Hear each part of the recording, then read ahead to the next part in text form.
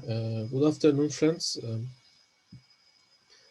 This lecture is a kind of continuation of or second lecture of advanced programming, um, which I started at 14th of April. So, because of my internet connection is was not good, I am trying to record the class and send you. Okay, let me to share my document.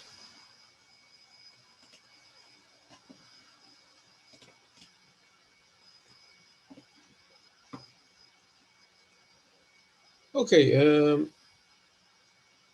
I did a few things from this topic, Introduction to Exceptions and Try-Catch. But let me to start from the beginning because it will be healthier to start in the beginning from beginning. Okay, why we need to use Try-Catch? Let me to explain that. Or first of all, let me to say what is exception, what is the try-catch term.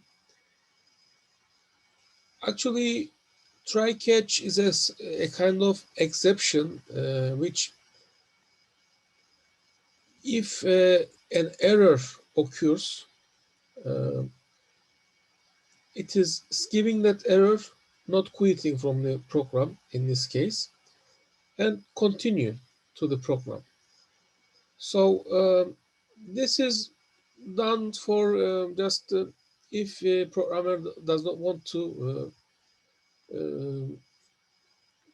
program quits, program ends with an error if user did a mistake. So this is why we are using try catch statements. Okay, Java has a way to deal with exceptional cases that throw the flow of control of its normal track. When an error occurs during the execution of a program, the default behavior is to terminate the program and to print an error message. However, Java makes it possible to catch such errors and program a response different from simply letting the program crash. So it is also just telling the user that, okay, you made a mistake or this is not valid, something like that. But by not ending the program. So this is done by using try-catch statement. Okay, the term exception is used to refer the type of event that one might want to handle with a try-catch. An exception is an exception to a normal flow of control in the program. Okay, so if the program is follows the normal flow, um, it will give error for that one, but by using try catch, we can make an exception. Exceptions in Java are represented as objects of type exception. So this is exception type object. Uh,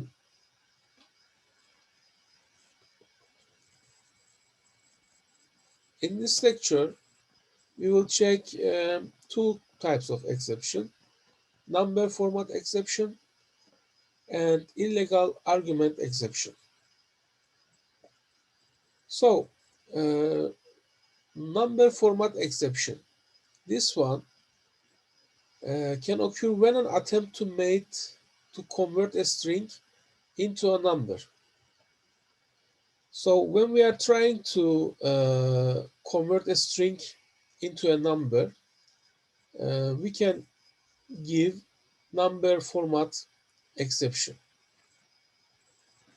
Such conversions are done by the functions integer parse int and double parse double. Okay, these are just when you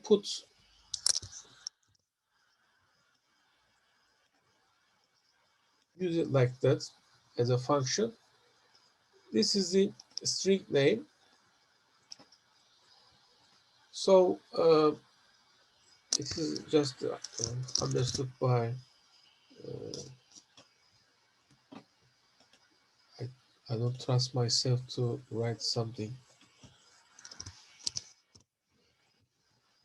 Okay.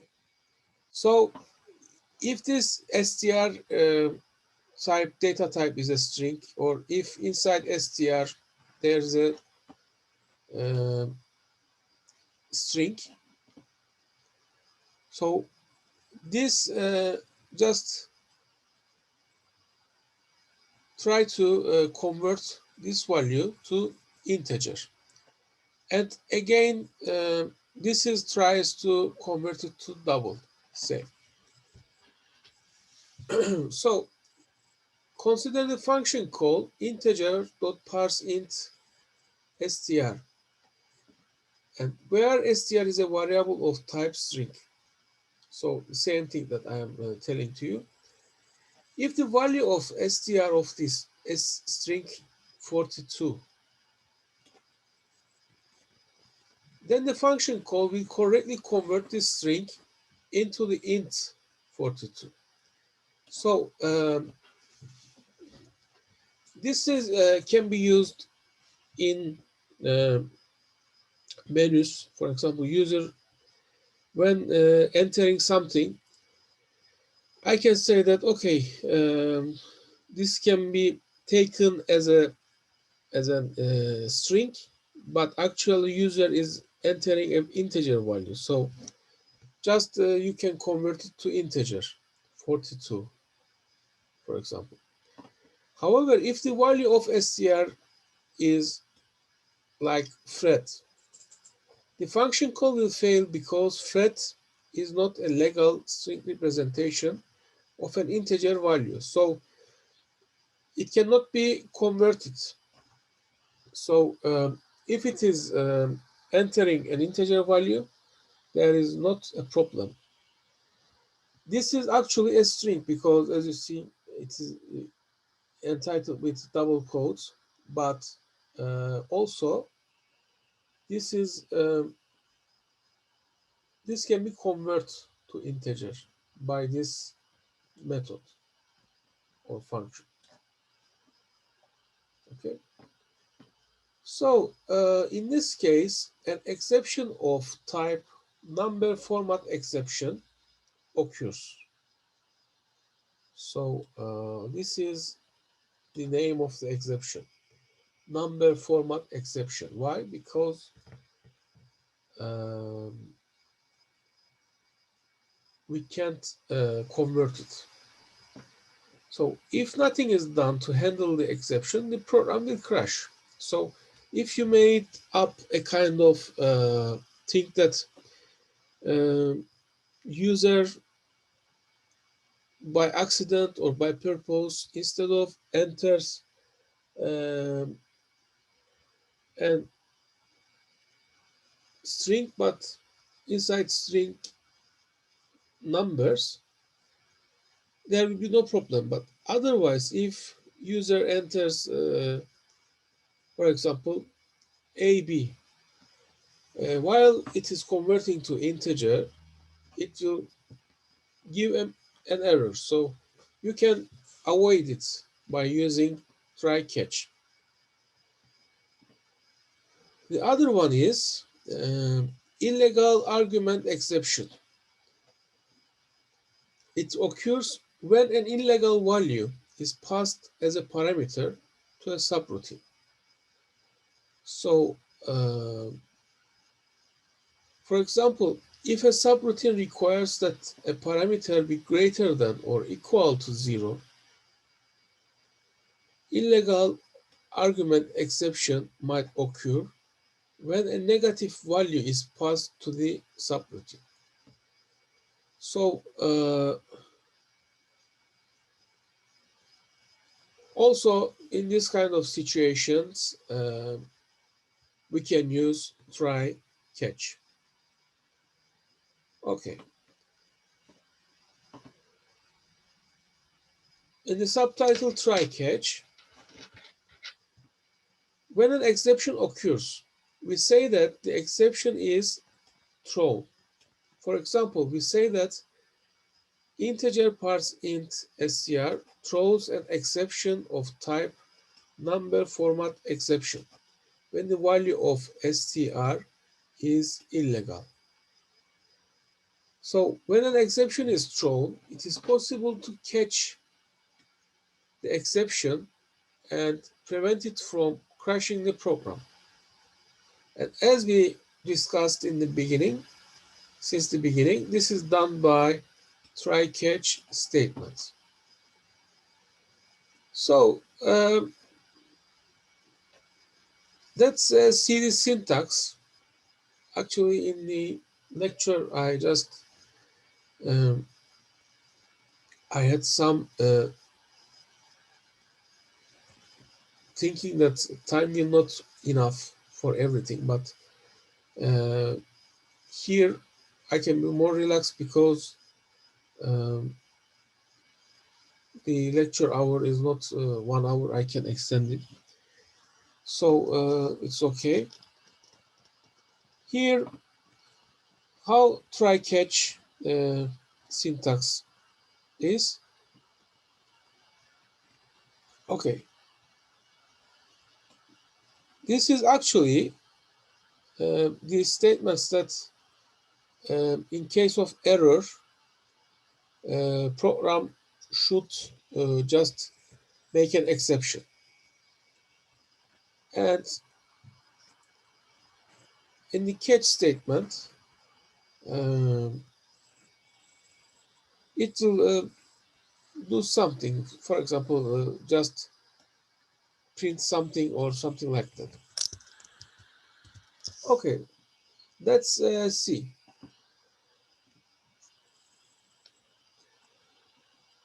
We, by the way, we are going to see two exception classes, but this can be much more. But basically, we are going to see two exception classes. Okay, when the computer executes this try-catch statement, it executes statement 1, the statements inside the try part. If no exception occurs during the execution of statements 1, then the computer just skips over the catch part and proceeds with the rest of the program. So if here, when it is executing, there is no mistake, the flow of program will automatically just skips to the end of the catch. Okay. However, if an exception of type exception class name occurs during the execution of statements 1, the computer immediately jumps from the point where the exception occurs to the catch part and executes statement 2. So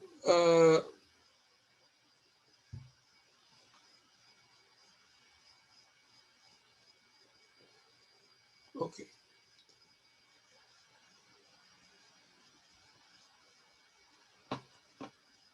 Okay, during the execution of statements 2, the variable name represents the exception object so that you can, for example, print it out.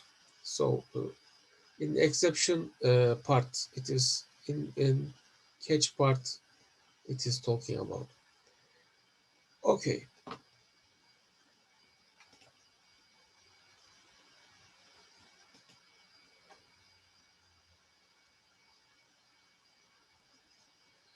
Okay, let's continue. Um, as an example, suppose that str is a variable of type string whose value might or might not represent a legal real number. So here, this is the actually uh, input. Uh,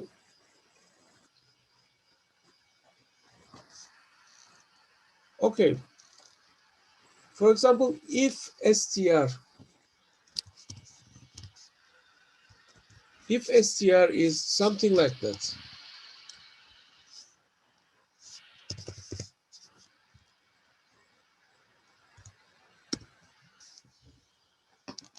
so that means that this num this string can be converted to double without any problem. But if the so what will happen if it can be converted without any problem? Program will just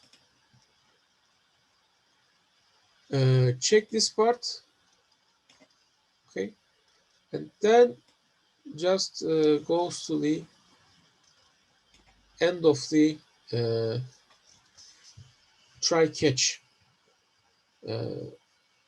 statement. So if it is a double number, but if it is, for example, like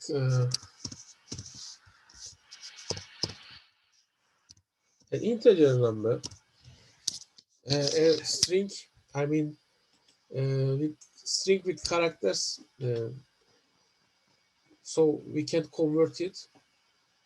So what will happen in this case? It will, okay, it will run here, but when it checks this statement, program will give an error normally. But because of it is inside TryCatch, um, it will not print this one. It will not print anything. It will immediately after this part, it will just go to catch part. So it will not run this. Okay, it will just immediately comes to the this one.